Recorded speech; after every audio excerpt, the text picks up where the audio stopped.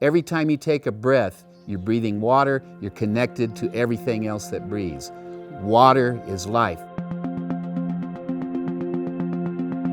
Right now we are standing beside the Rio Grande in Velarde, New Mexico. Where we're standing right now is where I grew up playing in the river with my grandma. This place is important to me because it brings me peace. I come here and I say thank you to the river. I say thank you for the life that she provides. Northern New Mexico has abundant opportunities for mountain biking and whitewater rafting, fly fishing, hunting, etc. And so much of our identity as an economy has now been tied towards that outdoor recreation. People and wildlife rely on clean water. We need clean water to be able to swim in the Gila River. Bears, mountain lion, deer, elk, all rely on clean water. Behind me is where river water is being funneled into drinking water for Santa Fe County residents. This is an ancestral site for Tewa peoples. It's also the top of our watershed. There are hundreds of thousands of people in the state of New Mexico who depend on this water that's flowing past us right here for drinking water.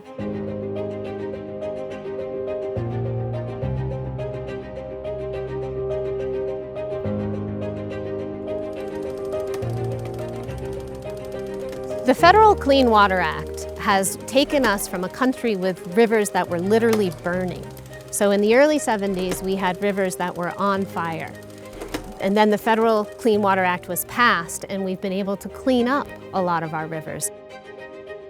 The Federal Clean Water Act protects against industrial discharges that discharge toxic pollutants into our rivers. It provides limits on what kind of levels can come out of wastewater treatment plants. The 2023 Supreme Court ruling removes Clean Water Act protections from between 88 and 96% of New Mexico's streams. So that leaves the vast majority of our rivers, our wetlands, our streams, and lakes unprotected.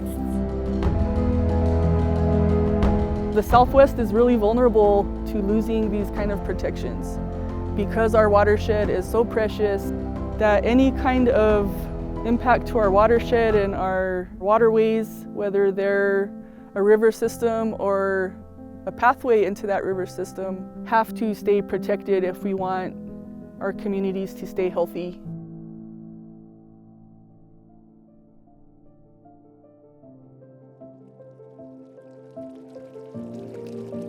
This acequia has been a vital part of this community and the valley. It provides water for irrigation, for watering of animals. So the importance of this river is great. Without this river, we would not be able to survive or have survived this long. It is very important to our culture and our traditional way of lives.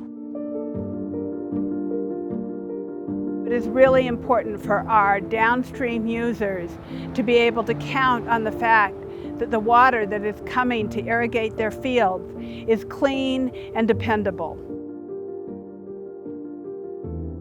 You know, clean water is the lifeblood of my business and my livelihood. I take people fishing, and for people to have fun, they need to catch fish, and for fish to be alive, they need clean water and healthy streams.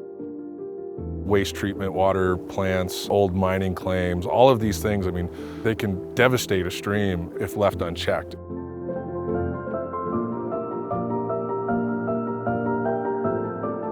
It's critically important that we have limits on the levels of pollution that can go into the waterways that we use for a myriad of purposes, that we use for recreation, for drinking, for agriculture, for spiritual practices.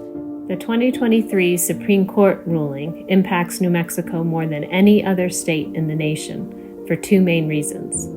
The first reason is that the ruling takes away protections from many of the types of waters that we have here in New Mexico. So a lot of our waterways here in New Mexico don't flow year-round. They're dry for part of the year or for a lot of the year. These are called ephemeral and intermittent waters. And the recent Supreme Court ruling takes away protections from the majority of these types of waters in the state. The second reason is that we don't have a state program to fill in the gaps left by this removal and stripping away of Clean Water Act protections that is happening at the federal level in the wake of this Supreme Court ruling.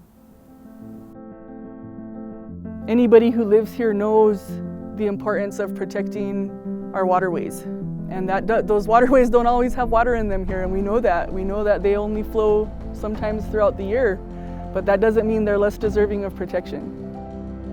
If protections are taken away from this river, that will affect everybody up and down the Rio Grande Valley, central New Mexico, northern New Mexico. A way of life will disappear. People depend on this water to irrigate their alfalfa fields, their orchards, their gardens. We have depended on this for hundreds of years. This is our tradition, this is our culture. We don't want to be a people that loses its culture and its traditions because we haven't taken the right steps to protect our rivers.